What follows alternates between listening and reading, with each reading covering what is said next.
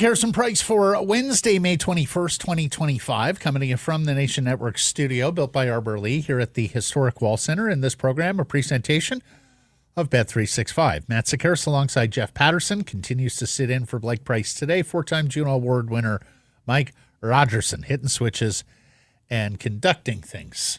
How are you? Good. The joy of the long weekend. We're already midweek. It's Wednesday. Did you survive the hail in North Vancouver? Barely. Jeff? Tell them. Honestly, I could have shoveled my back deck around dinner time last night. It was coming down that hard and it was sticking. I could have had a little snowball fight. Maybe I should have with the family, but alas, I didn't. But no, look, born and raised in Vancouver, I've seen a lot of rainstorms over the years. That was a good one for about 15 minutes. Weather was crazy yesterday. My parents were in Calgary last week. They got some hail as well. Of course, it happens all the time there in southern Alberta, even in the nicer weather months. Am I free to golf tomorrow? Do you see any hail? I think we're in a good run here. I think through this weekend. So, yes, go after it. Weather's turning springtime in Vancouver. Very much looking forward to it. There's one thing missing, Jeff. Hockey? Is it not amazing, though, how the entire spring season changes when the Vancouver Canucks are in the playoffs? Like, for you, it's more work. For many out there, it's more socializing, it's more barbecues, it's more nights out, it's more nights, accounted for in front of the television. The thing I miss as much about watching the Stanley Cup playoffs with the home team in it is all the activities that surround the Stanley Cup playoffs when the home team is in it. I saw somewhere that tonight will be the 28th home playoff game the Dallas Stars have hosted in the last 3 years. That's how you do it. That's incredible. That's a lot of tickets. That's a lot of gate. It's a lot of merchandise. Well done. It's a lot of beers and hot dogs. And that's how you do it. When we talk about sneaking into the playoffs for a share of that first round pot, no, you build teams that can win repeatedly and drive people to your building 30 times. Yeah. Gallardi may have lost the lawsuit, but he's outpacing Francesco when it comes to the home playoff dates, at least over the last few years. Third straight year now, Dallas in the Western Conference Final gets going tonight. Look forward to that series. I still have high regard for Florida, but there is a big part of me wondering whether the winner of Stars-Oilers hoists the cup this year. Well, if Florida gets through Carolina quickly, and they got off to a nice start last night, this is a team that's been to the final 2 years in a row. That's a lot of hockey, a lot of mileage, and you do wonder if it adds up and catches up. But if they could get through, that's what I worry for. But if they can get through a quick series, yep, perhaps. So we'll see. Because I'm like you, I'm really looking forward to Dallas and Edmonton. I think it's got all the makings to be a terrific matchup, and it could go the distance. Star power galore in that series. So, yes, looking forward to it. I do think it's going to get the lion's share of attention between the two series, but, we'll see how it goes. Let's get to the Vancouver Canucks. That's our bread and butter. And the new head coach, Adam Foote, asking on the Bogey Juice poll question, is your biggest concern with Adam Foote his lack of NHL head coaching experience? You can vote yes, you can vote no. If you vote no, do specify and reply. What is the biggest concern? As you see it, do so at the Sakaris Price X and YouTube channels. And Jeff, I'm going to answer first here today because I think I would have looked back at the Kelowna Rockets tenure and said, that could be as big a concern as any. But good story from Ben Kuzma in the province, which we're going to dig into here in a few minutes, involving Rockets owner Bruce Hamilton, explaining what happened during Adam Foote's tenure as the head coach of that WHL team. So, after reading that, I'm voting yes. The lack of experience, I think, is got to be the number one concern as far as I see it. You? Yeah, when they hired him, I wondered out loud and on social, can he think the game offensively? We know what he did as a player defensively. He's coached the defense of the Vancouver Canucks the last couple of seasons, has brought the penalty kill to the point that it's now a strength of this hockey club. But does he have the offensive chops as the guy that's calling the shots? And so I still wonder about that. I put that question to him. I liked his answer at the press conference. So, yeah, if I'm voting on the poll question, it is probably this lack of NHL head coaching experience. And sure, he played for head coaches throughout every level of hockey. He's had a head coach, so I'm sure he's gleaned and taken some notes and was there in lockstep with Rick Tocchet. But it's different when you are the guy in charge. Yeah. And doesn't have a lot of, though, in some of those moments, just that experience to fall back on where you have to be decisive and make the call. So, yeah, I would vote yes to the poll question. Yeah, and the question you asked him at that presser last week, about is it fair to paint you as a defensive coach? You mentioned his answer. I quite liked that answer as well. And if you missed it, excuse me, Adam Foote got into a very detailed answer about his early days in the National Hockey League, how he wanted to be a offensive defenseman, play the power play, score goals, or contribute. And how our old friend Mark Crawford, former Canucks head coach, and of course former Colorado Avalanche head coach, basically pulled him aside and said, your role here is going to be more defensive. He talked about a conversation with his dad that reinforced that sort of opinion that, hey, look, you've got feet, you've got size, you could really do something in that role, and your team could win a lot of games. And then he went on and detailed, and it was probably his most detailed answer, Jeff, thinking back on it, about how he approached the game and how he approached matchups on any given night. That if they were playing Sergei Fedorov and the Detroit Red Wings, if they were playing Brett Hull and the St. Louis Blues, if they were playing some of the better offensive players out there, and what that offensive player on the other side, what their go-tos were, and what Adam Foote planned to take away from them on that given night. And he said, I was okay. I was going to force them to beat me with their C game. I was going to take away their favorite options and see if they could, dig deeper in the toolbox and find things that could beat us. And that led us into a discussion about basically, reverse engineering offense.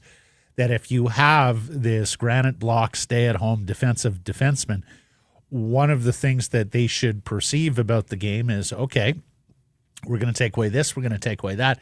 Here's what they'll go to, and then that should be theoretically a way to just flip the script and find ways where your own team can generate offense. And needless to say, the Vancouver Canucks are going to need to generate offense next season. A lack of goals, a lack of scoring punch, a big story in year 2024-25. And I heard Tocchet this week talking about everybody got on him about dump and chase hockey, and look how the Florida Panthers play, although that's not really an apples to apples. But also, Jeff, that they just simply did not have the personnel. And I found myself thinking this week, okay, remember that year-end press conference last year where Tocchet shows up armed, talking about we didn't generate enough rush chances. I'm already aware. I'm already thinking about how we go about improving that for next year. Basically, threw himself, shouldered a lot of the blame and said, I've got to get better and we've got to find a way to generate more rush chances. Well, they started that way last season. It did not last long, and Tocchet this week has talked about, it's a personnel matter. And Rick did say on a number of occasions last year when different players were missing, and let's remember, JT Miller took the leave of absence, Elias Pettersson battled a couple of injuries, Quinn Hughes was out for a while, even Brock Besser missed a brief period of time early in the season with that concussion, that he just simply didn't feel they had the personnel to win that way, and so it was going to be more of a defensive posture. Rush chances, generating offense, those are huge files now for Adam Foote. Yeah, and look, it all sounded great And in theory, it made perfect sense that you'd have to open it up a little bit. But the problem when you open it up is you also open yourself up to counterattacks. And when they built the defense the way they did to start this season, they got exposed pretty early on. There were issues, obviously, with just the personnel and the way that they had gone. They wanted all those big redwoods back there on defense, but they weren't defending particularly well. And so then it came back to, all right, well, how are we going to correct that and counter that? We're going to tighten it up and play it a little closer to the vest. And so, yeah, offense became an issue. And obviously when your star player, star forward, isn't performing, that makes it that much more difficult to generate offense as well. So Adam Foote's got a long to-do list. There's no question. And we have to give him an opportunity here to, spread his wings and see what he does as a first-time head coach at the National Hockey League level. He is going to have to surround himself with good people, and I think that's now where we are in the assistant coach watch. But the other part is, and we said this last week as well, like he was short on details at his introductory press conference. Well, a huge part of that is he doesn't know who he's going to have on his roster, right? Yeah. So we know Jim Rutherford is going to be out there with Patrick Hoving looking for 2 to 3 scoring forwards. Who are they able to land, and what might it cost them off the existing roster or from the existing draft capital or prospect pools? Bogey Juice, you're going to play golf. We know you play golf. Mm-hmm. You're going to have bad days on the golf course, because if you play golf, you have bad days on the golf course. That's the way it goes. And so why not come armed with Bogey Juice? There's the big bottle behind my shoulder here. You can also get the single servings. Do so at bogeyjuice.com and get yourself a discount. That's right, a discount with code SP15. SP15 at bogeyjuice.com gets you the discount not only on your libation, but also on the merchandise. Bogey Juice and bogeyjuice.com. Our top story today brought to you by Yellow Dog Brewing, Neighborhood Brewing, Foolish Winery. Bruce Hamilton says it's on him. Gives Adam Foote a hall pass for a Kelowna coaching tenure gone cockeyed. Great story from Ben Kuzma in the province earlier this week. For those who don't know, Adam Foote was the head coach for nearly 2 seasons with the Western Hockey League's Kelowna Rockets, amassing a 48-49-10-4 record. He was fired with 14 games left in a season where the Rockets were hosting a Memorial Cup that wound up being canceled due to COVID. Well, and that is, of course, Adam Foote's only head coaching experience on what is a reasonably thin resume to begin with, coaching-wise. Kuzma reached out. He got Bruce Hamilton, the owner-operator of the Kelowna Rockets, long time, on the phone. And Hamilton explained, no. Foote's time in Kelowna and things went wrong. Put the blame, quote, on me. He said to the province, quote, it was a terrible year, to be honest. Some of the guys we acquired were not great character people. We had a really good culture going here prior to that, and when you bring in a bunch of rentals, we didn't do enough research. It's starting to change, but it took a long time. So Hamilton absolved Foote most of the blame for that franchise taking a downturn. He did add to the chorus saying Foote is going to need excellent assistance in his first NHL head coaching stop. And he pointed out that the Rockets helped him out on the X's and O's side of things, the Rockets' assistants. More Hamilton, quote, I put somebody in who didn't have a lot of experience, and I didn't do him any favors. There are some interesting things he's going to have to go through as a head coach there in Vancouver. My hope, and I don't know what his assistants are like, but he's going to need somebody to help him out. I know you read the story as well. What did you make of everything that Hamilton had to say? Well, that last quote, I mean, first of all, good on Bruce. I mean, he takes ownership, and he has ownership, but that's some accountability. And there are factors at play, and it detailed how much time Adam Foote spent around the rink there, would watch them practice. This was before he got the job. His kids were playing there as well, and that's another dynamic. Let's just flesh that out. Adam actually moved to Kelowna when his sons Cal and Nolan were playing for the Rockets. Hamilton said that he would go and watch practice, but he'd watch practice from the restaurant, sort of a little out of view from the didn't want to make himself the story there, of course, as an NHL All-Star, Olympic gold medalist, Stanley Cup champion and all that he would watch his boys, Nolan and Cal, practice from the restaurant overlooking the Rockets practice sheet. And next thing you know, Bruce Hamilton is hiring him to be the head coach. And, you mentioned it last week, Jeff, but there were reports of infighting and outfighting and an impatient Adam Foote losing his temper, losing his cool and his composure. Hamilton said in this story, look, it was a bad idea to have a father coach his son. Mm-hmm. We have heard from the Vancouver Canucks, I believe we heard this a couple of years ago heading into trade deadline, Jeff, that they weren't at all interested in acquiring one of Adam's sons. They just didn't like the whole nature of that dynamic. So good on them for the learning and for the application of it all. Hamilton, quote, "It was a tough situation for him, and I put Adam in a tough spot. He probably needed more time as an assistant to learn how to deal with these guys. This particular generation never really went to school because of COVID and missed 2 years of social networking and learning to get along." So there was a lot going against Adam Foote in that Kelowna tenure. Yeah, and as I read through the article, and a good shout to Coos, nice work there.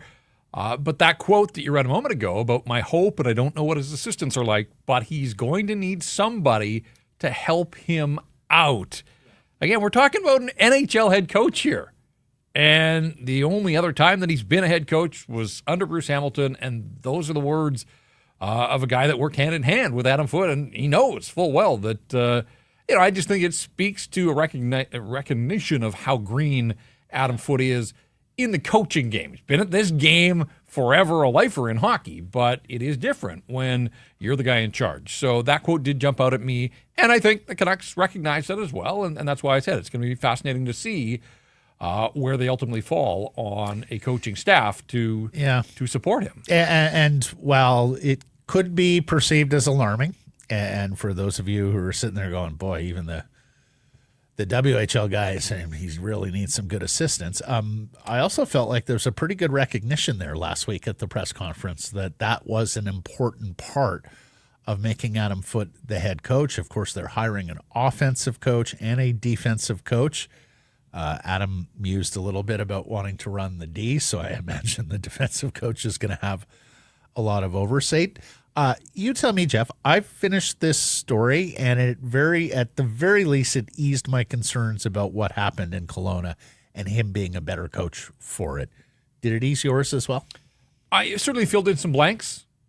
Again, we can all look at his Hockey DB page and see the record of the Kelowna Rockets, but to hear from the owner about some of the reasons, and I understand that when they're making all those trades, and it sounds like they didn't do enough homework on some of the guys that you bring in from other organizations. You don't fully know their background. If they don't mesh, if they don't have the best reputation, whatever the case, it can be a handful, and it clearly was. And so I think everybody has turned the page here. But no, that for me, it filled in some blanks. I don't know that it put me at ease, because I think that the questions I have now are still going to be there when the season begins for the Vancouver Canucks. We'll know by then what the roster looks like and who is going to be on the support staff. But at least it provided some more context and some layers of detail that I didn't have about why things didn't work out the way that they did. Yeah, and I also understand, and of course, he's not going to have to deal with this at the NHL level.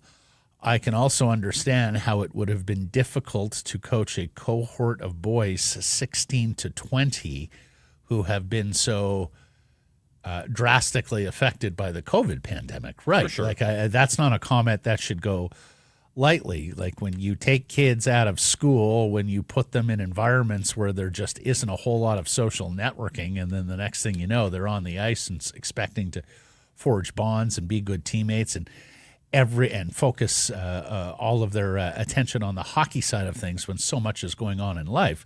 Yeah, as someone who was once a 16 to 20-year-old and off distracted kid, I can understand how that would have been a difficult group for a first-time head coach to handle. This dawned on me the other day that we're months away from 5 years since the bubble, since playoff hockey in empty buildings, in August. Just the most bizarre and unique circumstances any of us will ever see. Yep. 5 years already. I can remember their first game against Minnesota, Jeff. Yeah. The restrictions were easing a little bit at that point, if I'm not mistaken. And we went over to a friend's house who had set up an outdoor television because you needed to be outdoor. Do you remember this? Oh, absolutely. And, Carmen and I were on one couch and they were on another. And another was there, and keeping your distance and masks on when you walked inside. It was just the most bizarre way to experience the Stanley Cup playoffs in hockey, in August.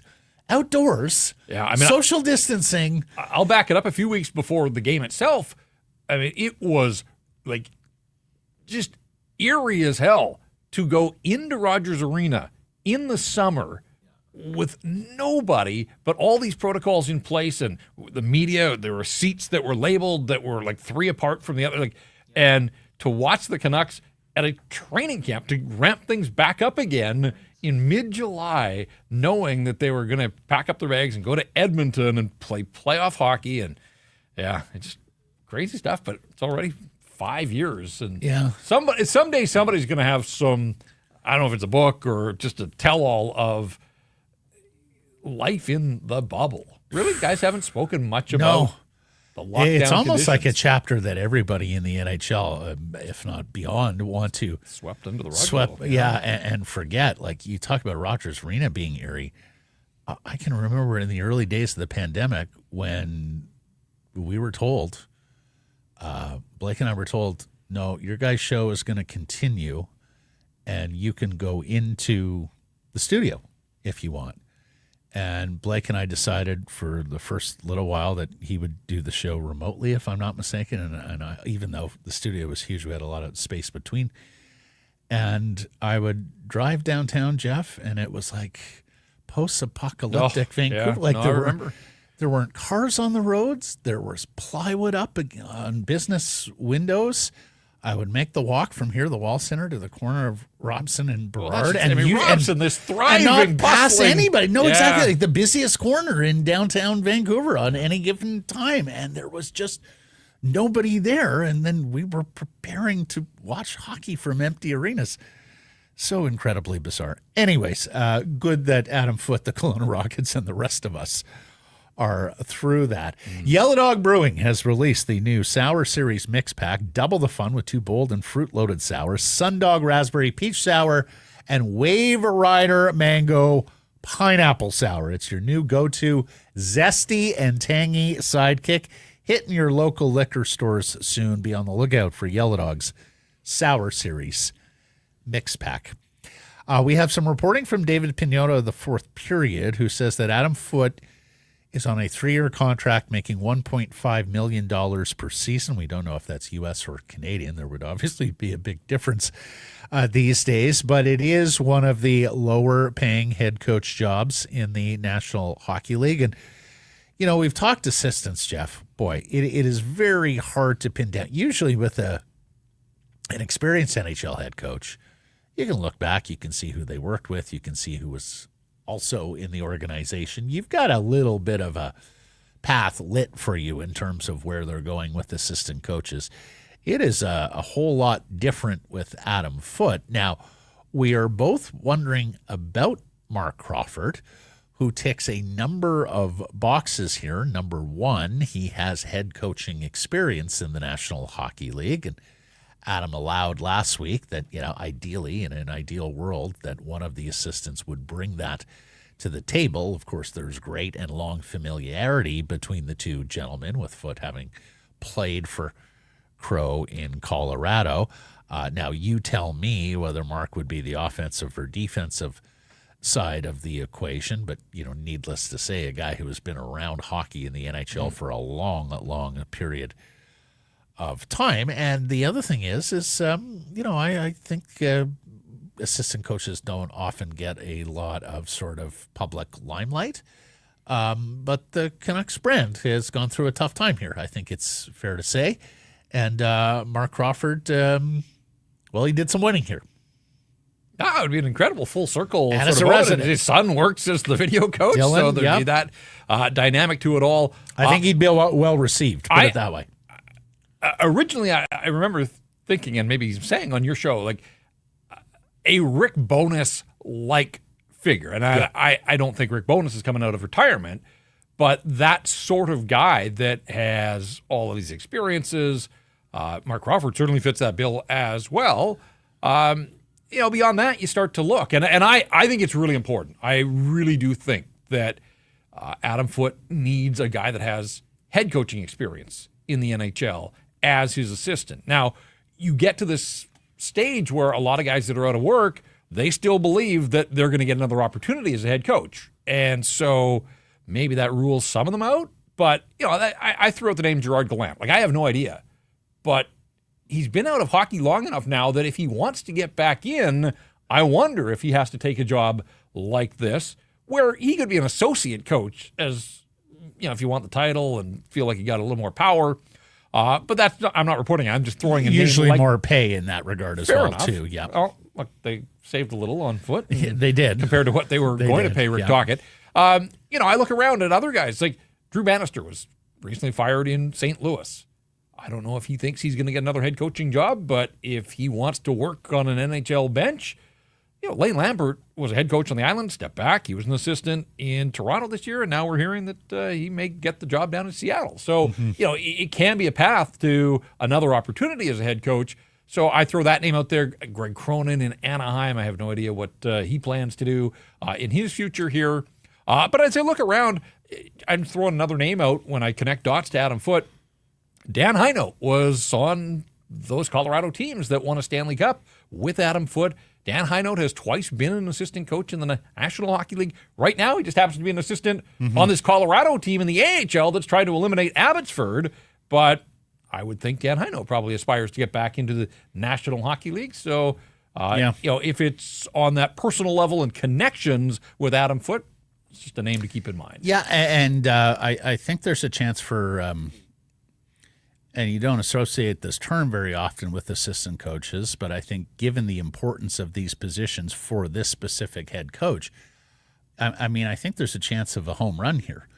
If you add Mark Crawford and another known NHL entity to the bench, and now suddenly you're going forward with, yes, a rookie head coach in the National Hockey League, but with two very well-regarded respect. Exactly. Yep. I think that would go a long way with Vancouver Canucks fans. They've got to be the right fits as coaches, first and foremost. Everybody understands that.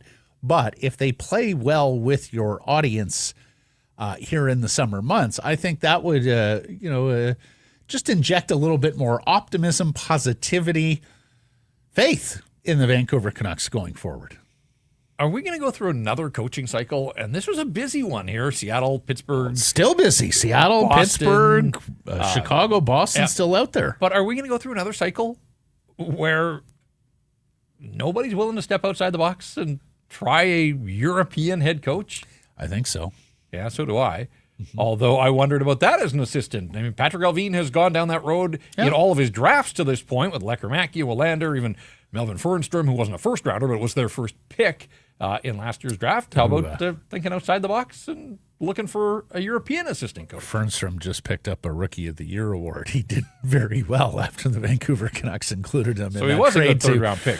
Pittsburgh for Marcus Pettersson. Yeah, that's a prospect name that we may want to keep in the back of our minds for down the road. World Hockey Championships. Canada beat the host Sweden yesterday. Boy, that was a fun game. There was a lot of energy and enthusiasm from that Swedish crowd. Big crowd in the arena. Canada scores 18 seconds in. Although the Sweden came back and the crowd was certainly there with them. We had some friends who were at that game, if I'm not mistaken. One of them will be back here tomorrow. I thought you were saying we had some that played. Elias Lindholm scored a beautiful shorthanded goal. Did he ever? What a goal. Where was that last year, Elias? So Canada beat Sweden, which means they avoid the tough quarterfinal matchup. And there was a world going into this game where they could have faced the U.S. in the quarterfinals. But it's Canada-Denmark. Jannik Hansen will be happy. Finland-USA. So that is now the quarterfinal of death, if you will. And we should note that Connor Garland and Drew O'Connor have played quite well for the Stars and Stripes at this tournament. Sweden, Czechia, and then Switzerland and Austria. So you got the two Canuck defensemen in Sweden, Czechia, right? You got Marcus Pettersson and Philip Hronek. So one will advance and one will be one done. will not. And then Sweden, Austria. Welcome to the chat, Austria. Quarterfinals of the World Hockey Awesome. Championship. Love it. That's without Marco Rossi, right? The Minnesota Wild centerman who's skipping it. Now, we do lose some familiarity on Team Canada because former Canucks captain Bo Horvat has left Sweden on his way home, or at home now. You thought he was coming home to pack his bags and Out for the rest of the championships with a lower body injury, replaced on the Team Canada roster by Porter Martone, who, if you're not familiar with the name, is one of the top prospects for this year's draft, a big power forward winger. I suspect he will be the first pure winger off the board. Some see him going as high as number 3 to the Chicago Blackhawks, but I think he's going to be a top 10 pick regardless. He had already been there. As for Horvat, and Jeff absolutely hates this topic. He poo-pooed it the first time I brought it up to him months ago, but I'm going to bring it up here again. So, Jeff, the Canucks are looking for a top 2 center who is available, who isn't going to eat most of their available cap space, from an organization that might be willing to take on futures. Bo Horvat is let's count the check marks here. He's a top 2 center. I don't suspect he'll cost all that much in a trade. He's certainly going to return a hefty price, but it's not like he's going to cost as much as some of the other top 2 centers are in terms of prying them out. The ticket is reasonable. 6 years left at 8.5. I mean, you worry a little bit about the contract length there. Too long and too much, in the words of Lou. Is it too much? On the words of Lou, it wasn't Oh, the that's time right. of signing. Yeah, it's always too long and too much, according to Lou. No, but $8+ million. No, I don't hate that the is contract. digestible. I mean, you don't love the term, but of course, are Rutherford and Alvin going to be here? Likely not, right? He's 30, so he'd be 36, I think, at Right. the end of the... And you pretty much need this player to be on a team that's in some degree of transition, retool, rebuild, because the ones that are competing, contending aren't going to be dealing top 2 centers all that readily. You know, when I look at the NHL landscape and who might be available in trade, who is a top 2 established NHL center, honestly, I'm not sure there's a better candidate than Bo Horvat. They certainly haven't filled the bumper spot on the power play. No, they have not. Look, it checks boxes. There's no question it checks boxes. But, A, he's got full trade protection in the first few years of the deal, and it would require this management group flat out admitting they picked the wrong guy. But they already have, because they traded JT, right? So I think that bridge is already crossed. And it would require Bo waiving his no trade to come back to a management group that punted on him in the first place. So I think there's a couple of bridges there that have to be I hear you. gaps that have to be bridged. You're not bridging gaps. Yeah, and I hear you, and it's those are all fair shouts. I just think there are still fewer hurdles to a Bo Horvat trade than there are to some of the others out there. Who knows? Maybe it's Rossi, maybe it's one of these other centermen who become available. But needless to say, Jim Rutherford has said now many times since the end of the Canucks season, they're going to be aggressive. It's going to be expensive, but it might be more expensive not to go get that piece in terms of your fortunes next season. I got to say, when Wayne Gretzky first was announced as being part of the TNT NHL broadcast package, I had my doubts. I had my doubts because mostly Wayne Gretzky has played it so safe. He understands his words carry weight, and he has conducted himself more as a hockey ambassador and a diplomat, kind of like English Canada's Jean Beliveau, although he's got a few more things in his history, I think, than Jean Beliveau did. And then he got on that TNT panel, Jeff, and he had takes. Yeah, he loosened up a little. He loosened up big time. And in the early days, Blake and I were sitting here watching it and going, wow, Wayne may be at that stage in life where he doesn't care as much whether people want to parse his words, dissect his words, this, that, and the other thing. I wondered whether it would be only gimmicky things with Wayne, whether they, we're going to carve him out as sort of his own special segment and only do certain things with him and not have him part of the full discussion. But no, they threw him in there. It was analyzing the good, bad, and indifferent from the games that they had on their airwaves.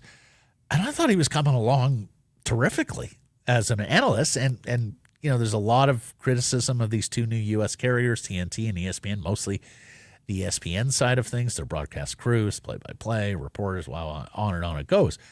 I thought Gretzky was one of the shining lights, frankly, in this new national U.S. package. Well, he showed up for the opening night of the playoffs on the TNT panel, and he hasn't shown up since. In fact, he was only on the panel 4 times this season. And now we hear via Braylon Breeze, who covers NHL announcers, he is not going to appear in studio for any of the first 4 Eastern Conference Finals games, and it is unclear if he is going to appear later in the Stanley Cup playoffs. They've got Chris Chelios sitting in this week, and of course they've had Rick Tocchet and some others take turns cameoing with the panel. I gotta say I'm disappointed in this, and I'm wondering what's behind it. Is Wayne a little chilled by all the blowback he's gotten from Canadians and his relationship with Donald Trump and 51st State and all of that? I mean, this is an American carrier, right? Yeah. I don't think they'd care too much about that. Does Wayne just not want to be in the spotlight now? I asked that question, and that yet you see him in the Dallas Stars dressing room where Peter DeBoer is introducing him, and he's talking to the players. Got a cheeky question about who he's rooting for in the next round. He knew to steer clear of that one. Look, I think TNT has frankly done a better job, all told, than ESPN. Prefer Ferraro as a game analyst on ESPN. But I think just about everything else on TNT, maybe the play-by-play guys, has been better. I think their panel is more natural. It's more fun. It's more insightful. And I would really like to see Wayne Gretzky back on there talking hockey. Well, to answer your question about who he's pulling for, it's got to be Florida, isn't it? He's spending a lot of time at Mar-a-Lago. His son-in-law is a Panthers fan. We know that. Yeah. Look, I still consume most of my hockey on Sportsnet. But sometimes Sportsnet picks up the TNT broadcast, and so I do see the panel work. I mean, those guys have found a good vibe. Yeah, they have found some chemistry and some energy. It's not the NBA on TNT, No. but it's trying hard to emulate that at the very least. ESPN, I just find as dry as can be, as hard as PK Subban tries to be entertaining. It's just, I'm not buying what he's selling. Honestly, ESPN with PK with is the it's better, trying too hard, but and he's with the better of. Messier, it's not trying hard enough. Well, so yeah, I kind of Anyways. dread the intermissions on ESPN. Yeah. Anyways, I'm missing Gretz on the panel, and I would like to see him back. And speaking of the NHL on U.S. television, this was startling.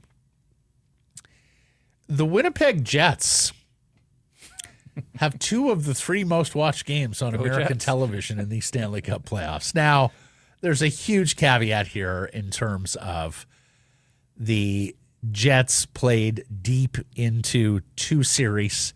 They wound up getting the ABC distribution because of where those games fell.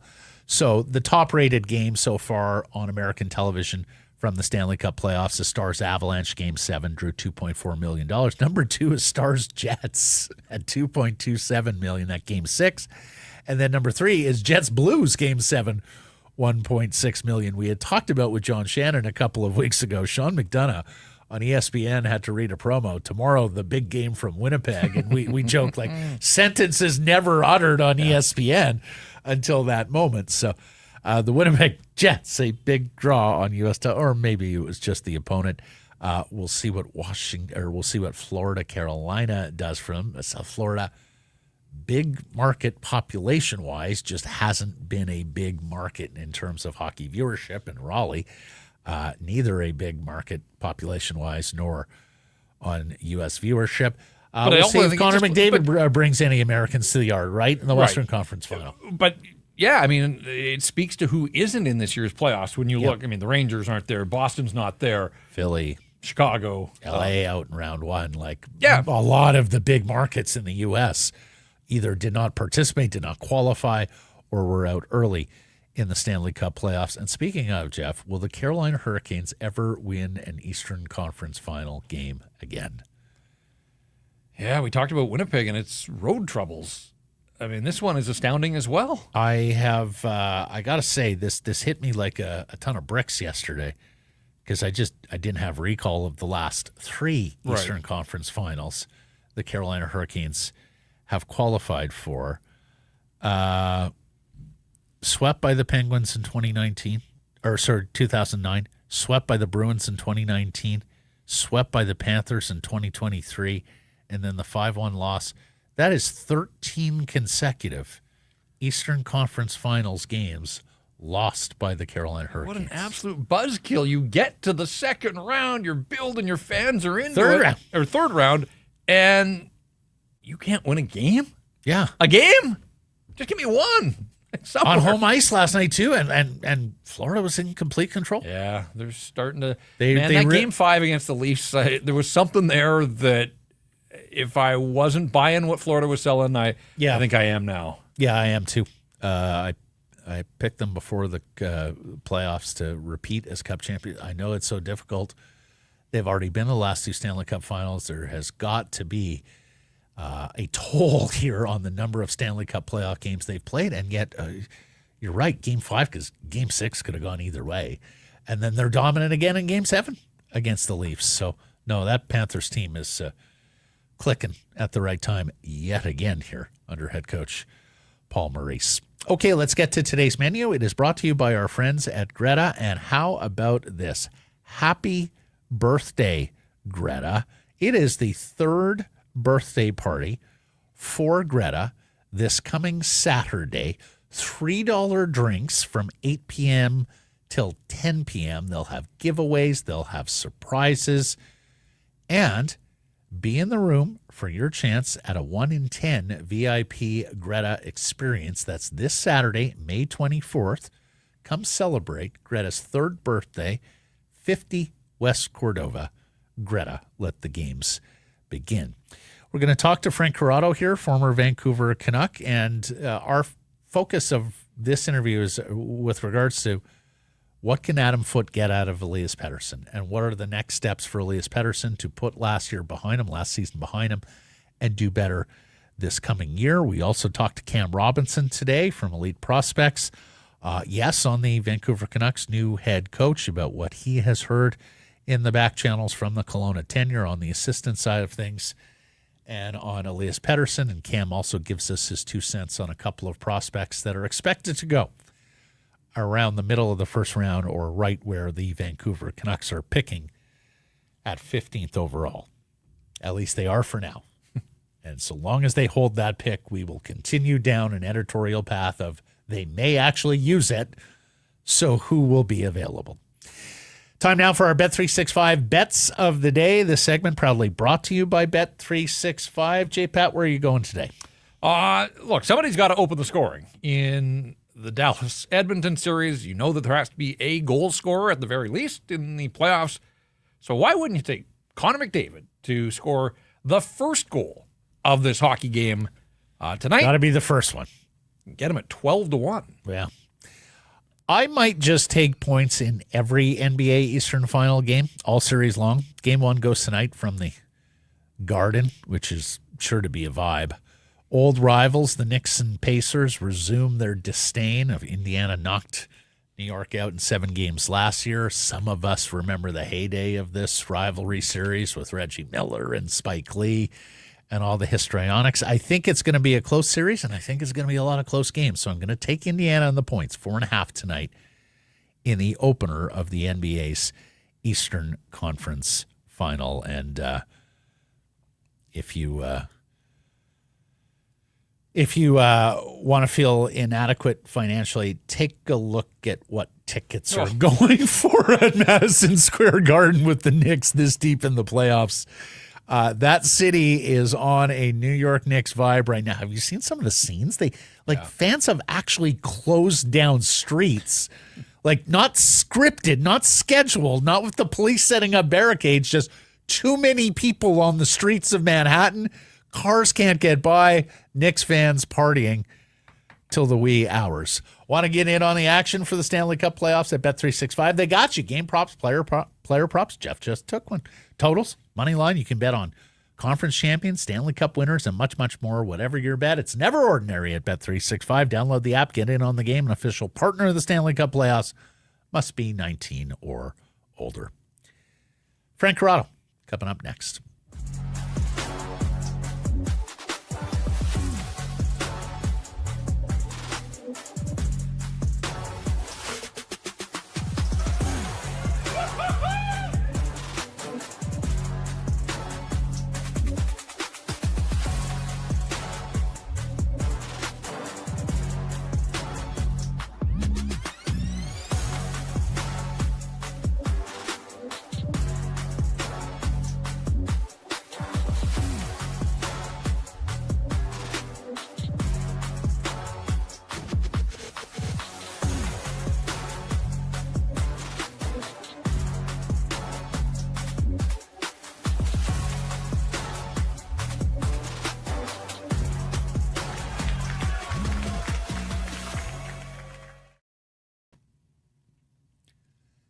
Secure some price from the historic Wall Center. This next segment brought to you by the Arnold Palmer Design Whistler Golf Club, now open for the 2025 season, and the Bears might tend the flag for you. Yes, they are out.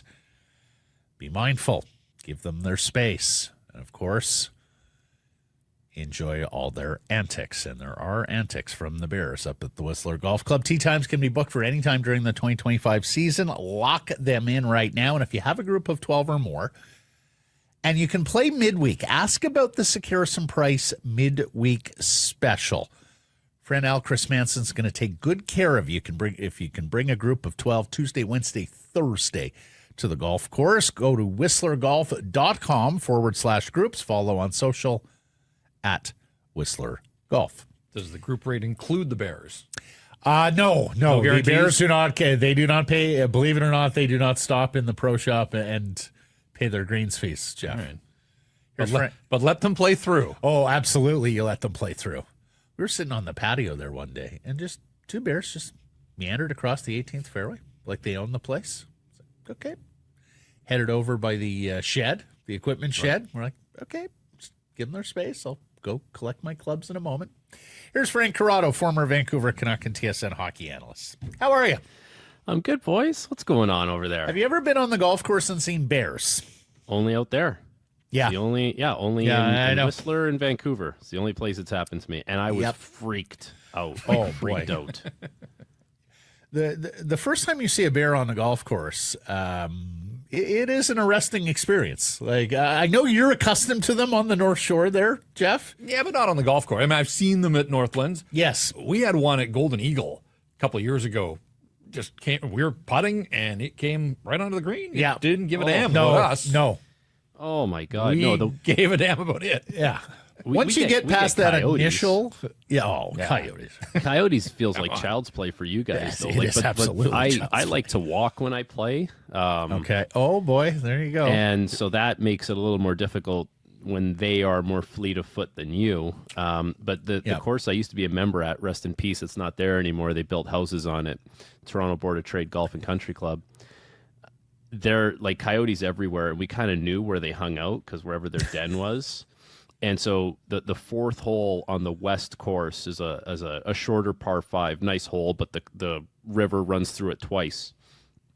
And there's a bridge, and you got to get over this bridge to get to the green. And sure enough, there's the coyote just sitting there by the bridge. Of like, course. I don't know what we're going to do here other than just put a golf club in your hand exactly. and hope that this thing moves as we approach the bridge. Yeah. Oh, adventures in wildlife on the golf course. We've all been there. So last week when we talked to you, the Canucks had announced Adam Foote, but we hadn't heard from Adam Foote. Did anything stick out to you from his introductory remarks? I don't know. Those things don't really have like, I don't. There's nothing that's really said there for me that's like, hey, this is headline news. I do think the biggest thing outside of, what we talked about last week, Hughes is a big fan of him. Like, what does he get out of Elias Pettersson? Is there anything that he does and says differently for him? And, I saw it was suggested by Talk It that you have to have an itinerary for him. You have to have a plan for him from the second he walks in the building. That's kind of crazy stuff, man. When you make that much money, you're an elite athlete. Like, you can't have every second of the day completely micromanaged for you. You can have people tell you, like, this is what I think I need to see from you. I mean, so it didn't feel like there was a stern kind of tone surrounding the Pettersson thing, which, kind of leads me to believe that, maybe he's just going to say, this is the end result that I want from you. It's up to you to get there. Maybe, but I think that's, that was the one thing that I kind of did recognize. It wasn't, we're going to be all over him. We're going to be making sure he's doing this, doing that. Like, maybe you don't, I don't know. Maybe you got to give the kid, and I know it's hard to say because he obviously hasn't done it, but you got to give him some ownership as far as how he gets from point A to point B. I got two follow-ups here. Number one, I'll ask the Blake follow-up first because he's not here. Do you think it was about time? Do you think it was refreshing? Do you think it's constructive that we had a head coach of the Vancouver Canucks, someone in Canucks officialdom, saying nice things, good things, trying to build Elias back up after the season he just had? I do. You can only crap on a guy for so long. Like, you can only, beat the negative drum until it's like, okay, what are we getting from this anymore? We all are very aware as far as what kind of season he had and the shortcomings and how much money he makes. We don't have to keep stating that. At some point, the process as far as getting this guy to where he needs to go, that needs to start and it needs to happen. And, if you want to build him up a little bit, that kind of stuff goes a long way for players. Like, at the end of the day, like I could tell you firsthand, hockey players, and myself included, we are insecure about our own games. And the best players in the world will tell you that they struggle with confidence. And, that insecurity only gets magnified or amplified even more the more that people are kind of digging at you and it's public and you're like, I know I'm not playing well. And now they know it and they're saying it and it's all they can talk about. Like, that just piles on and on and on and on. That's different than saying, having a meeting with a guy and saying, hey, we need you to get a little quicker. We need you to show that you're stronger. We need you to get a little mentally tougher because you're going to have to work through some stuff. Can you do that? And here's, we'll put together whatever you need to get there. That's different than, okay, here we go again. We gotta talk about him in a negative light. So with that being said, throw him a bone, talk about him in a positive way. You build him up, and at least he maybe starts to get a little bit of that comfort where he's like, okay, I think this guy might be in my corner. Like, I'm willing to really, really buy in because I know that this guy, he believes in me. That can go a long way as a player. Then the second follow-up would be, you say crazy stuff on the itinerary, having to map out his day. I mean, a lot of the instruction this year when he was struggling, and we've talked about this too, Frank, it was things like move your feet, shoot the puck. Like, we're not talking about the subtleties of a game that turn a star player into a superstar. We're talking about some pretty basic stuff. How alarming is it for you that the guys in his mid-20s hasn't taken ownership of the process just yet? Okay, so I when I say crazy stuff, I mean, you don't have to say that from the second he walks in the door, he's got to have breakfast, then he's got to get into his clothes, his shorts, and then he's got to foam roll for 5 minutes, then he's got to do his dynamic. Like, he's got to be able to have some breathing room. You got to trust him. You got to say, these are the things you need to do by the time you leave today. Like, just get this done. And then, we can kind of talk about the process after that. But, as far as what we heard from Talkett, like last season, shoot the puck more, move your feet more. Those are simple things. Fourth liners can do that stuff. And I think that's where the frustration would have been with a player who's obviously as good and as talented as Elias Pettersson. Like, anyone can do this stuff. You don't have to be as skilled as you are to do these types of things. So I get that there's frustration, but I also get, the Adam Foote thing where it's like, okay, we got to just at some point start to build him up, or else we're never going to get there. So we might as well start the process now. And yeah, there's going to be some hard conversations. There's going to be some tire pumping.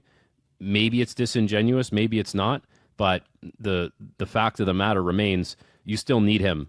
Like, you need him to be a good player. So at some point, you do have to kind of put whatever it is, your ego aside, kind of let the past live in the past and say, we're moving forward here, and we need you to be a part of this plan, and we value you. So can you show us that you can value us the same way that we might value you? And I think, that's where Adam Foote's comments might carry some weight. Frankie, we know that continuity was a huge part of this, that Adam Foote was already on the payroll and behind that bench and familiar with all these players.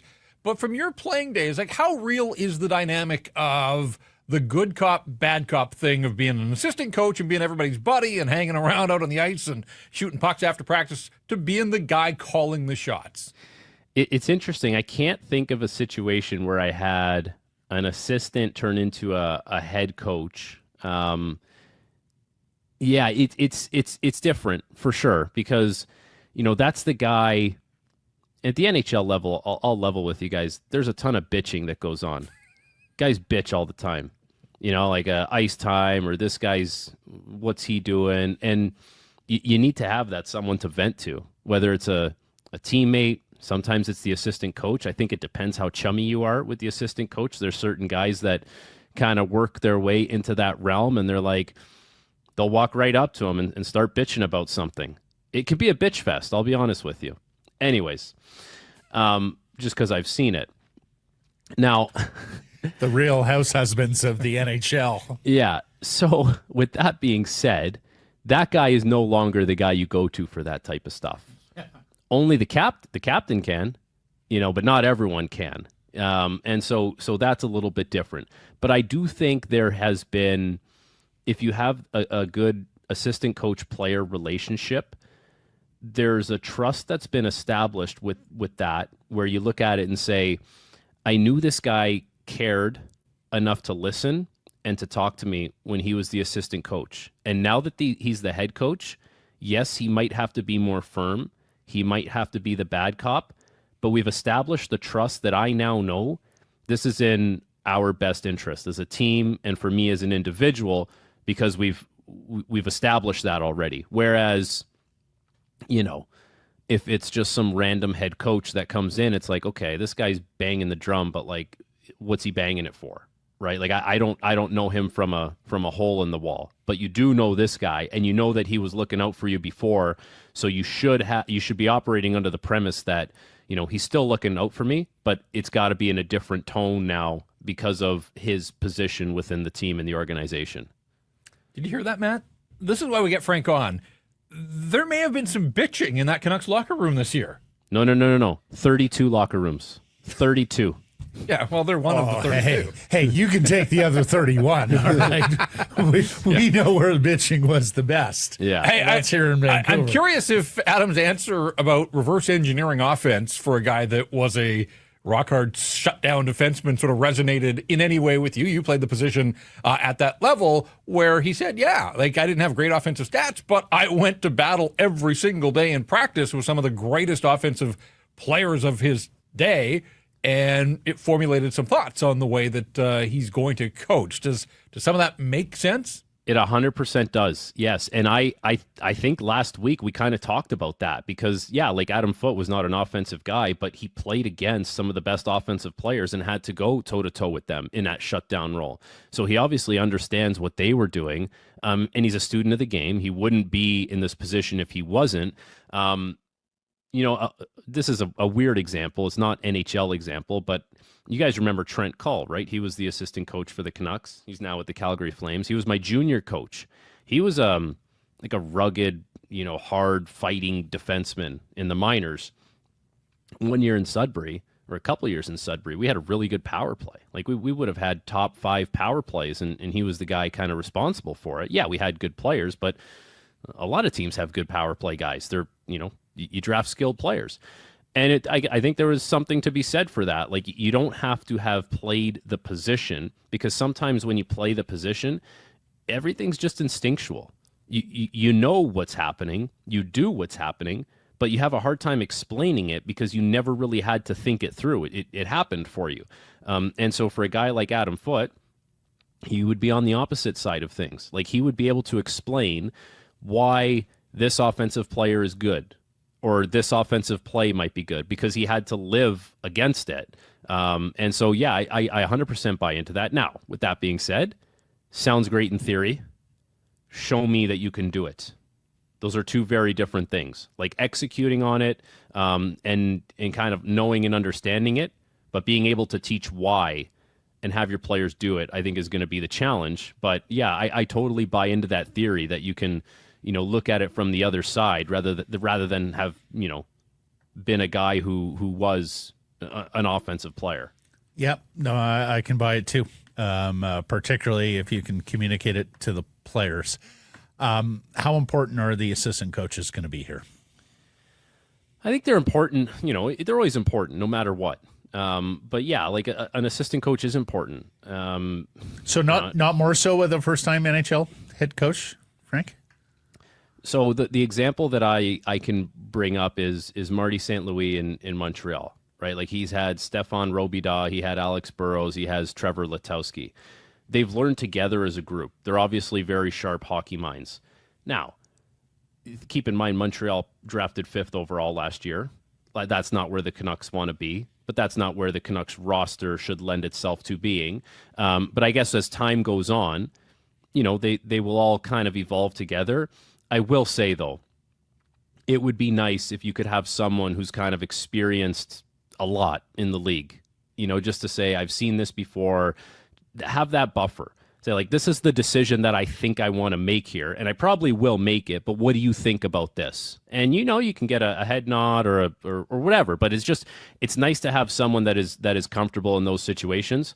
The one example was, I think in St. Louis, Claude Julien was there as an assistant, and still is there. Now, didn't save Bannister from his job. Obviously, Jim Montgomery went in. But the fact that you have that resource and that tool available in an assistant coach capacity, it's a nice thing to have.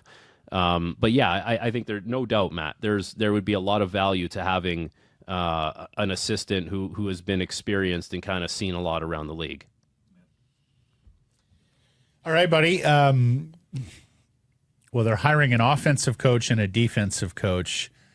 And I find myself, as the more I have considered, Adam Foote and the staff and NHL teams and how they operate, I find myself wondering, like, how far away are we from the days from the basketball and the football motifs where you basically have a coach for every player? I mean, basketball, there is like an assistant coach now for virtually every player on the roster. Football is now doing inside linebacker coaches and outside linebacker coaches, the assistant tight ends coach. I know. Like, I do wonder, because this is non-cap spending, right? And I do wonder when the high revenue teams are just going to say, let's flood the zone with coaches. Too many cooks. We'll find our competitive advantage with coaches. We're not that far off, and Frankie's lived this. So, I mean, you go to a Canucks in-season practice, there's 8 coaches on the ice a lot of times between the goaltending coach and the skills development guys and the actual coaches themselves. So I don't think we're that far away from living that reality. Where I could see it is if you had someone specific to run if you wanted someone to specifically run a power play, just to say that all your time and energy is going into running our power play. But hockey is such a fast-moving sport that you do have to afford the players just their creativity. And if you just want to coach the you-know-what out of it, like you're kind of coaching the puck out of their hands a little bit too much. So I wonder, like, if it becomes a thing where it's just there's too many voices, too many cooks around, and you're taking it away from the players a little bit. Yeah. Some would say that happened here last year. Yeah, and different, like I have one experience with that in Sweden. I think I told you guys this, but like I showed up there for the first power play meeting, and we go into the players lounge, and there's 5 of us sitting in there, and there's a whiteboard, and I'm fully just waiting for the power play coach to walk in, and one of the guys grabs the board and he starts drawing it up, and he's saying this, we're going to do this, you're going to go here on the breakout. I'm like, oh, shouldn't we wait for the coach to start? He goes, no, we do our own power play here. Our power play was terrible that year. So players do value being coached to a certain degree. Lesson learned. I hear you. Yeah. Amazing stuff. Thank you, sir. Until next week. All right, boys. See ya. Sick Harrison Price from the Historic Wall Center. This next segment brought to you by your Pacific Toyota dealers. The 2025 Toyota BZ4X, the 100% electric vehicle with full HOV access. You plug it in at night, at home, and then you drive past every gas station you see the next day. That spark of joy you get, too, and you note the price, and just drive right by it. Of course, it's an EV with the added perk of being SUV in terms of cargo space. Fits family, friends, sports gear, pets, equipment. It can handle all the terrain, city to the slopes. And when you choose the BZ4X, get a $5,000 incentive, and now you can finance a 2025 BZ4X LE all-wheel drive from 0.99% APR for 36 months. Visit shoptoyota.ca, or better yet, get to your nearest Pacific Toyota dealer and take a test drive. Cam Robinson is the Director of Film Scouting and Content for Elite Prospects. He joins us from his Vancouver Island home. How are you? I am doing well, boys. How you guys doing? Yeah, fantastic. Good. Fantastic. Our first opportunity to talk to you since the naming of Adam Foote as Vancouver Canucks head coach. What do you make of the hire? I think it's telling of where they are as an organization at this point. I think that they wanted some familiarity with the executive branch and with the ownership branch. That they wanted to have. It looked like they wanted to keep it in-house. Whether that proves to be the correct choice, we'll have to wait and see. I'm willing to have some patience and to see how it goes. Obviously, we talked about it before. As far as resumes go, Foote's is probably the lightest you could find for one of the candidates that was up for this job or any of the open vacancies right now. What I'm really interested to see is who they bring in as the assistants, right? Who are they going to get to run the offense? Are they going to target a former head coach that's maybe been down on his luck and hasn't been able to crack and get himself another head coaching job and slides onto the bench that has some experience running offense and having high octane offensive teams? And then does that kind of look as, is this the next one in line if Foote doesn't work out? And how that whole situation is going to break out? Or is, Adam going to prioritize bringing in someone that he's had a relationship with previously, someone who has his back? Often head coaches like to have that guy that runs shotgun with them all the time, like Foote was going to potentially run with Tocchet if he didn't get this job and he jumped with him to Philly. So that's the one that I'm really most interested to see. And, I did some sniffing around and all quiet on the Western Front as far as it is right now.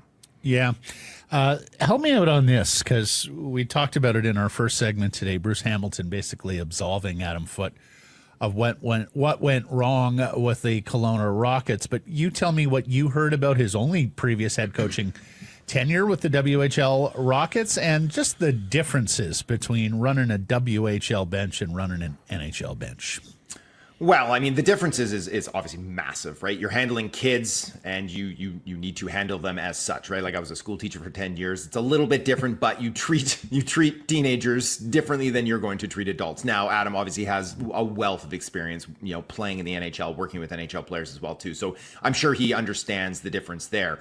But maybe that is what really impacted his tenure with the Rockets, because Bruce would know obviously intimate details that I wouldn't know and the public wouldn't know. But, from the outside, all sorts of talk of that. It was all questions, no answers, right? It was wanted more from the players, wasn't showing them how to get what he wanted. Agents were calling and looking to get their players traded off of that team because they weren't happy with the situation. He mentioned it's like when you're about to host the Memorial Cup, the team loads up. Kelowna's about to do it, right? They're going to host again this year, and they didn't get to host because of COVID that year. And so you load up and you look to, be a strong team so that you're not sitting out for 2 months waiting to host. And they were a 500 hockey club, and he got fired in a season where he was supposed to host the Memorial Cup. That just doesn't happen. That doesn't reflect well on how that season went. And I'm sure, in his press conference, he said he learned a lot from that experience, and I don't doubt that. But again, I will reserve judgment to see how he can handle an NHL bench, but I wouldn't say it was all that successful at the junior level. He gets the job here because Rick Tocchet is no longer working for the Vancouver Canucks. He is now in Philadelphia. What do you think he's getting himself into with the Flyers? And obviously at the top of the conversation is Matvei Michkov and that relationship. But beyond that, the Flyers were a team that couldn't get a save to save their life last year. What's Rick Tocchet inheriting in the way of a roster in Philadelphia? Yeah, show me a good coach, I'll show you a good goalie. He's not going to have that going for him, right? So it's a good fit for him, probably, familiarity, location on the East Coast, well, not the coast, but on the eastern side. Dollars. They I was told that, offered more than what Vancouver did. Practice facility, a couple extra sheets there to work with. There's some nice things on the side, but, we talk about talent. They have pieces, obviously, and they have some younger pieces. They have, several draft picks among near the top 10 that they pulled off recently. Obviously, Matvei Michkov is basically the only truly elite offensive piece that they have. No disrespect to the rest of those. Travis Konecny's a great player too, but I don't expect they're going to get another elite piece at number 6 this year with their draft pick. So it's a long road uphill here for the Flyers. I would say it's not going to be a quick turnaround.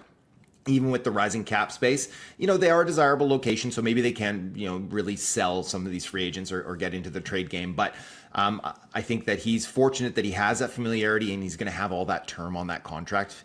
Where a different coach who maybe would get signed up for 2 years, it would just be, you'd be looking as a stopgap until, he got fired and then the next coach comes in. So obviously they're making a long-term commitment to Rick. They know him. He knows the organization. I'm sure it'll be fine if they don't make the playoffs for 2 or 3 years, but then at some point it's really going to have to move the needle and they're going to have to get some more elite pieces. They have fewer assets than Vancouver does on the NHL roster, that's for sure. Right, but they've got a ton of assets in terms of draft capital. They do. What is it, 7 in the top 50 this year, I think? Do you look at the Flyers as a team that is going to be active? And they're probably not going to use all of those picks, so I would assume that might be a team that we keep an eye on as we work our way to the draft. They're looking to trade for the same top 2 centermen the Vancouver Canucks are, and half the league is apparently as well. I was going to say, and the other 15 teams looking for a centerman too. Yeah, absolutely. Now, the thing about this draft class and having all that draft capital this year, and I just released this morning an executive and scout poll where I talked to 10 NHL decision makers and scouts about this class, and someone has to want to buy those picks, right? Someone else has to value them to a level that they're like, yeah, we'll give you our under 27-year-old center for all of this. They're not needle movers at this point unless they want to move that 6 overall pick, and that might get some teams excited.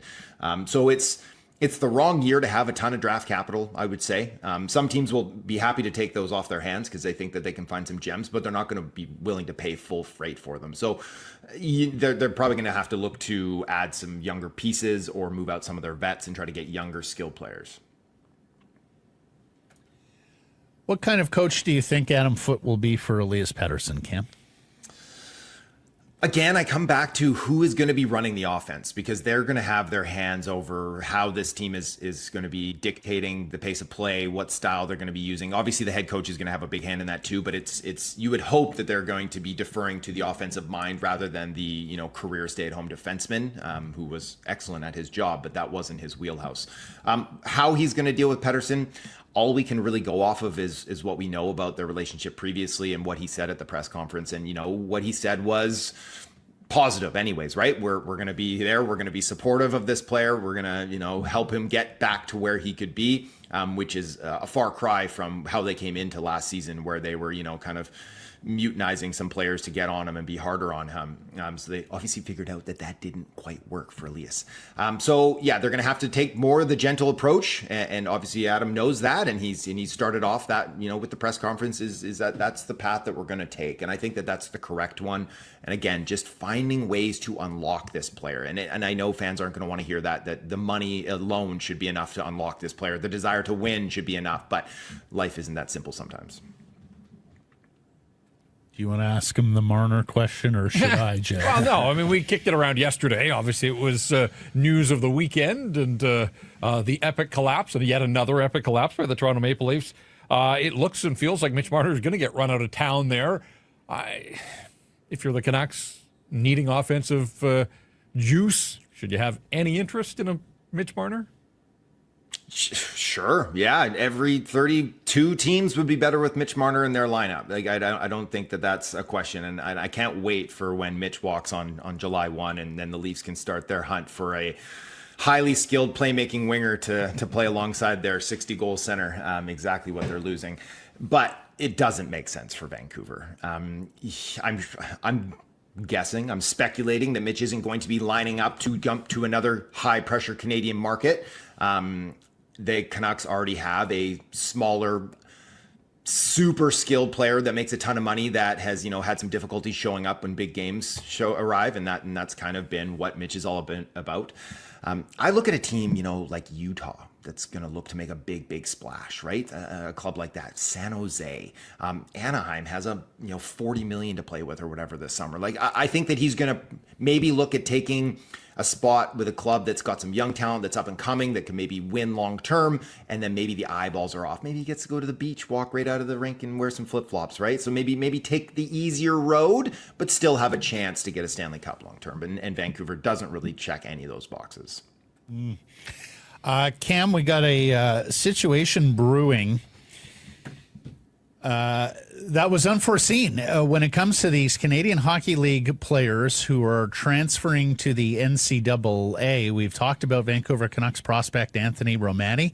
After a terrific career in the OHL, looks to be carrying on now at age 20 at Michigan State University, where he's going to get a chance to play against older players for a couple of years, really round out his game before moving into the pro ranks. But I saw the discussion yesterday that we don't know when these players have to sign by with their NHL team. That this was something, obviously, that the NHL CBA does not account for, because, of course, you draft an NCAA player, his signing deadline is pushed back 2 years from what a CHL player would be forced to sign by.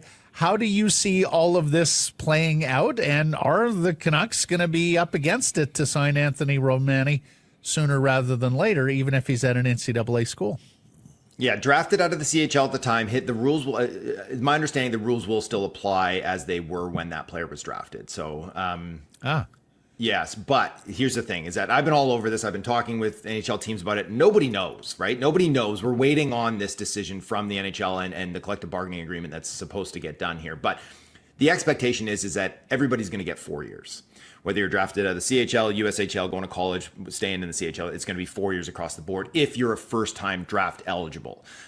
So if you're drafted as a draft plus 1, you get 3 years. If you're drafted as a draft plus 2, you get 2 years. Now, some do think it might be 2 across the board.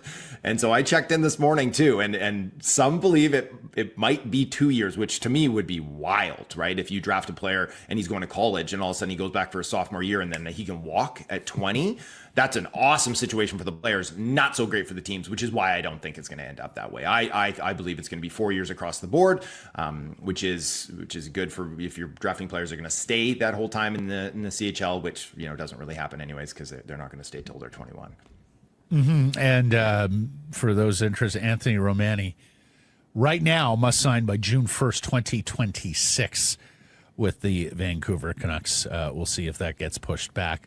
Lastly for you, buddy, as we continue to look at potential prospects for the Vancouver Canucks at number 15 in this entry draft, we've spent a lot of time on some of the British Columbians, whether it's Benjamin Kindle, playing for the Calgary Hitmen, whether that's Cameron Schmidt right here in our backyard with the Vancouver Giants. We've talked about guys who might fall to them, like Roger McQueen with his big injury.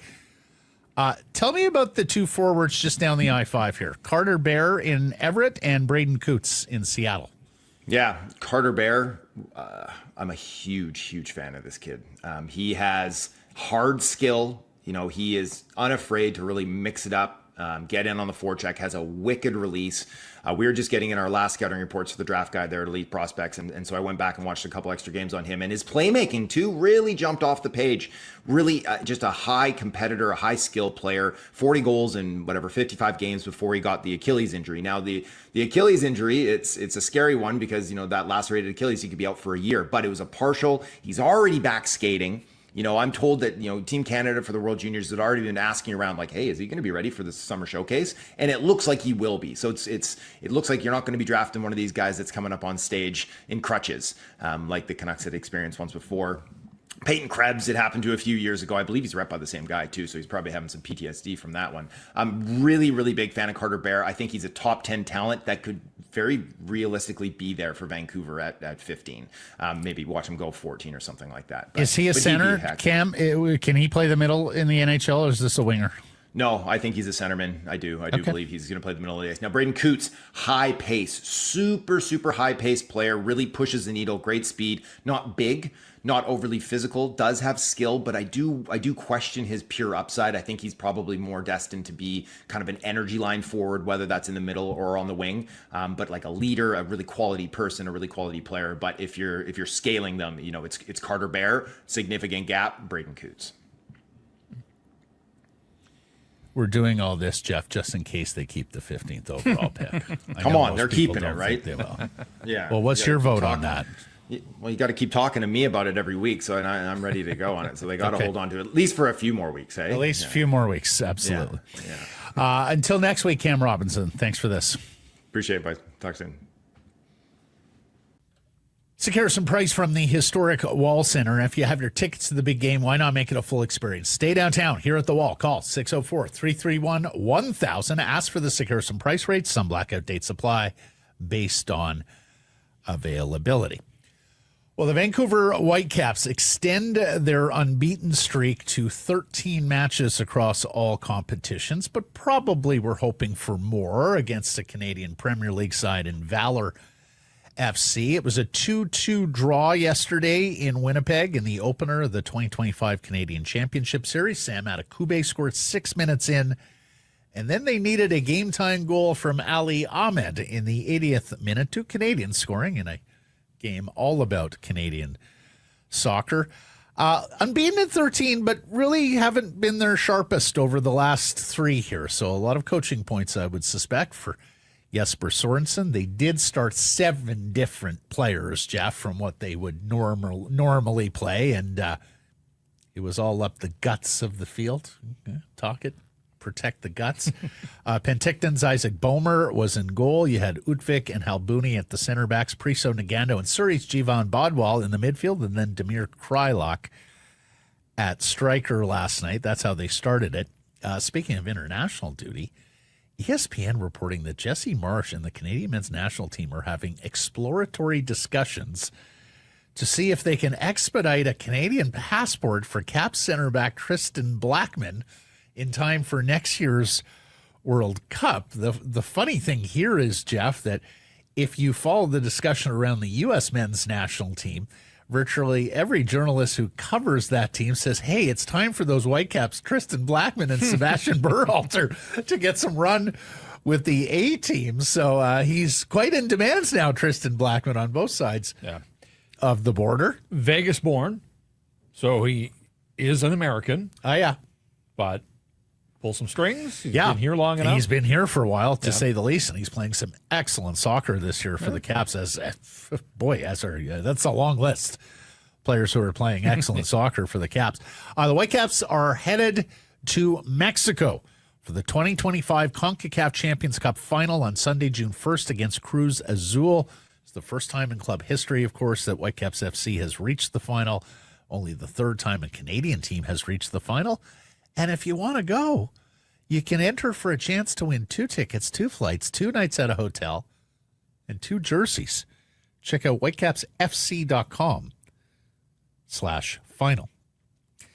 Vancouver Canadians lose in Eugene. They're now 6 games under 500. Got to get going here. Trey Savage, the number 2 Blue Jays prospect in his High A Vancouver Canadians debut. He strikes out 10 of 17 batters faced, walking 3, gives up 2 hits, 2 runs.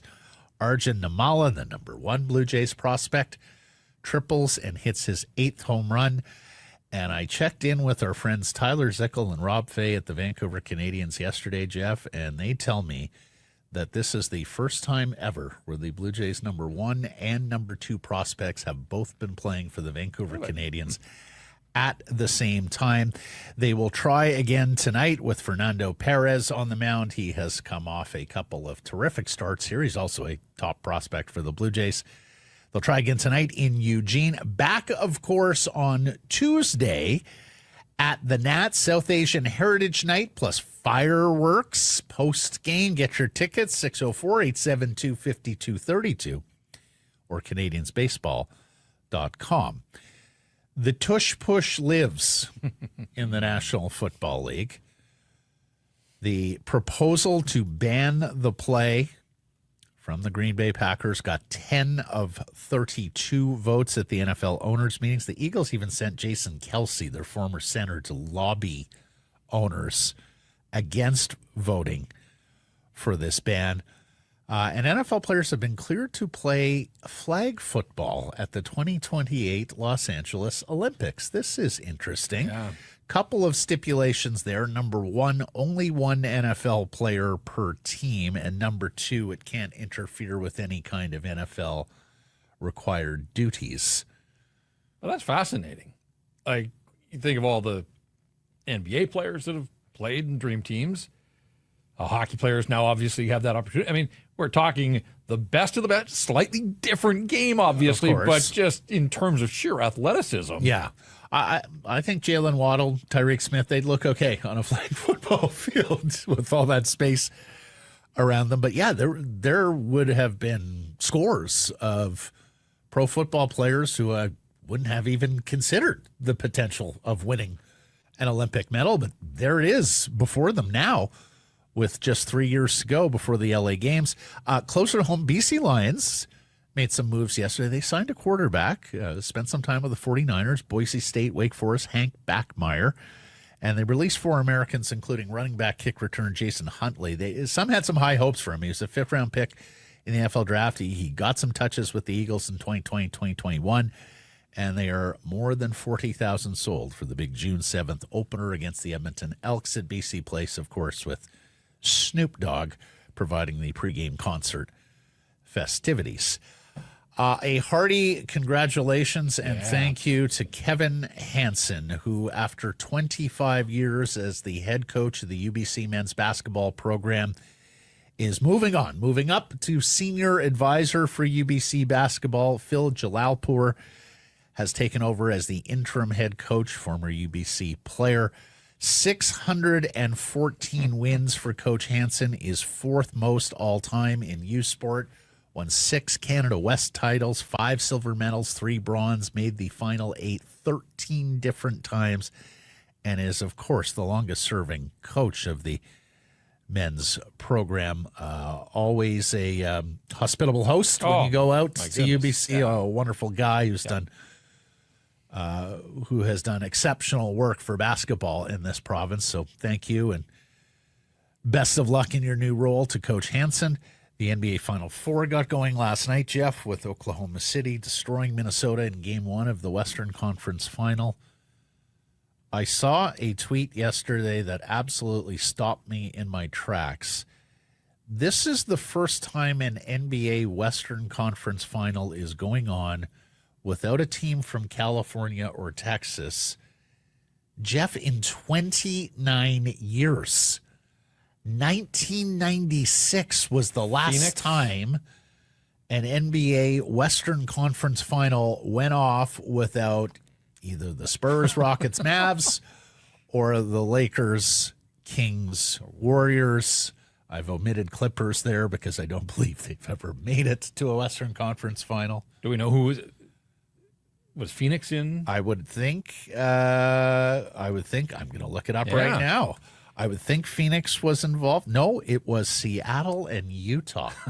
Oh, wow. That was Gary Payton, Sean Kemp against the Mailman and John Stockton. Wow. That is how long ago it was. That's unbelievable. You know what was interesting, though? You used the word destroying. OKC taking care of Minnesota last night. Minnie had a 4-point lead at the half. Minnesota's good in the first The half. second half. Oh, boy. OKC takes them behind the old woodshed. Yeah, that's a really good OKC team. Shea Gilgeous-Alexander could run the double here. League MVP, and I believe that's being announced tonight, as well as NBA champion, perhaps, NBA Finals MVP. And we end today on a sad note.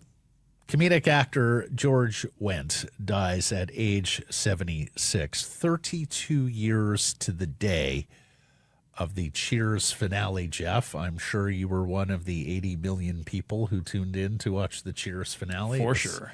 Kind of a big deal. He's in the final scene or penultimate scene there with Sam Mayday Malone. After Norm on Cheers, of course, his most famous role would be Bill Swirsky of Superfans, the iconic SNL skit that still resonates today. I mean, the Bears, the Bulls, the coach. Of course, Michael Jordan made a guest appearance on that sketch when he hosted Saturday Night Live way back when, amidst all that sausage and ribs and barbecue. I went down a rabbit hole on this yesterday, Jeff, and things I was never aware of. So SNL writer Robert Smigel, who you may know as Triumph the Insult Comic Dog. So he's a writer at SNL. He had moved from Chicago, where he used to go to a bunch of Cubs games at Wrigley. And he would note the number of men in the crowd who had the Mike Ditka-style aviators and the Mike Ditka-style mustache. So he's sort of developing a sketch about Chicago superfans. And at SNL, he meets Bob Odenkirk, who is also a writer, actor, and a native Chicagoan. So he tells him, I'm working on this sketch. What do you think? And Odenkirk says, just make sure that when they pronounce Bears and Bulls, they extend the S's. There's got to be a hiss on the Bears, Bulls. So he incorporates that into the sketch. They're playing around with it. And then Joe Mantegna, the actor and Chicago native, is scheduled to host. And Odenkirk says to Schmeagel, we should pitch that Superfan sketch. I mean, the rest is history, to say the least, right? I mean, it was an ongoing sketch for a number of years. Tad, Pat, the Chicago accent. Of course, Chris Farley always having the heart attack. Mike Myers in one of the roles, Canadian. Anyways, amazing sketch that lives to this day. And George Wendt passing away at age 70. The other thing I did know, he's the uncle of Jason Sudeikis. Yeah, I read that too somewhere. Anyways, rest in peace to Norm or Bill from the Superfans. Last bit of business, well, penultimate bit of business for us. It is the Bogey Juice poll question. Results from Tuesday asked you, should the Canucks go after Mitch Marner in free agency? Big voting here, more than 2,100 votes. Yes or no, people said? I'm going to say they said steer clear. Yeah, they said no. Percentage? 55? 60. Tyler, if you lose Besser, getting Marner would instantly improve both the power play and the penalty kill. No-brainer move. Just need to hope the recency bias scares away the more desirable teams. Todd, too squishy. We have enough squishy players. Dan, depends on what a better alternative move or plan there is. He's a big upgrade in top six talent, but worth using $5 million more per season or so than Besser? ? Yeah, I hear that. And Macedon says they shouldn't, but they should, but he's not coming here. All the scrutiny of Toronto with even less success. Errors and omissions from yesterday's program. I had the date of the Whitecaps game wrong. The Canadian Championship game was yesterday, not today. And last week said BC Lions Fan Fest. It is this coming Sunday if you're up for a autograph or a practice with the pros clinic in Kamloops. Thanks for joining us, everybody. Appreciate you spending some time connecting with the program. Please do subscribe to all our assorted channels, YouTube, and wherever you get your podcasts. Follow on social. That's X, Insta, Facebook, TikTok, YouTube, Blue Sky, live on many of those platforms, noon Pacific time weekdays. And, of course, support the community sponsors you hear us telling you about. And thank you for sitting in. Yeah, for all Blake's these back. days. Well, allegedly. We'll All right, see. well, we'll see. We'll see. Yes. And keep it local.